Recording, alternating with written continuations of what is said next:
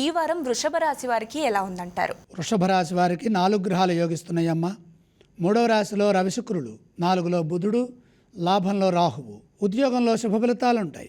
ఎందుకంటే ఏకాదశంలో గ్రహం ఉన్నప్పుడు అభీష్ట సిద్ధి, 4లో బుధుడు ఉన్నప్పుడు వ్యాపారపరమైన విజయాలుంటాయి. ఇక తృతీయంలో శుక్రుడు లక్ష్మీ కటాక్షాన్ని ఇస్తారు. తృతీయంలో రవి ఆత్మవిశ్వాసాన్ని పెంచుతారు. ఉద్యోగ ఫలితాల్లో విజయం ఉంటుంది. పెద్దల నుండి తగినంత సహాయ సహకారాలు అందుతాయి. ఉద్యోగంలో మేలు చేకూరుతుంది. తోటివారి నుండి తగినంత ప్రోత్సాహం లభిస్తుంది. మీరు చేసే పనుల్లో గుర్తింపు ఉంటుంది. నూతన ప్రయత్నాలు సఫలమవుతాయి.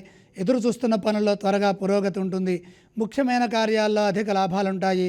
ఆర్థికంగా కలిసొస్తుంది. దాచుకున్న ధనం వృద్ధి చెందుతుంది. మొహమాటం వల్ల ఖర్చులు పెరగకుండా జాగ్రత్త వహించండి. పలు మార్గాల్లో ఆదాయం పెరిగే అవకాశం ఉంది.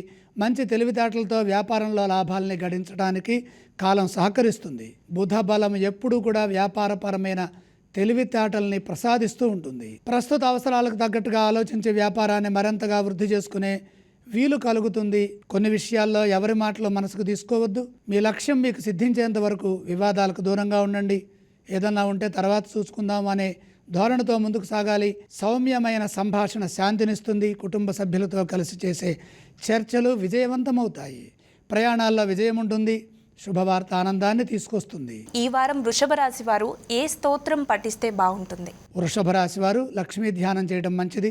ఐం లక్ష్మీదేవి అయి నమః అంటే శాంతి పెరుగుతుంది. గురుగారు, అలాగే ఈ రాశి వారు ఈ వారం ఏ ఆలయాన్ని సందర్శిస్తే బాగుంటుందంటారు? లక్ష్మీ దర్శనం శుభదాయకం. ఈ రాశి వారు ఈ వారం ఏ దానం చేయాలి? దివ్యంగా 4 గ్రహాలు యోగిస్తున్నాయి కాబట్టి దానాలు అవసరం లేదు.